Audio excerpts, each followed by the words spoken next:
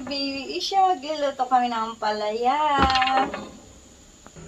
At ito na nga guys, yung kamati ay sibuyas na ginisa. Ito naman ang palaya na binilad ko kanina.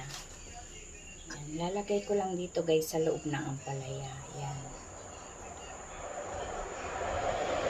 Mainit pa guys. Napakasarap nito guys, try nyo. Indian recipe. Ayan, tapos guys, tatalian ko nga lang doon sa gitna niya para hindi matanggal yung palaman. Ayun na guys, sinulid yung pinantatali ko para hindi talaga siya bumuka.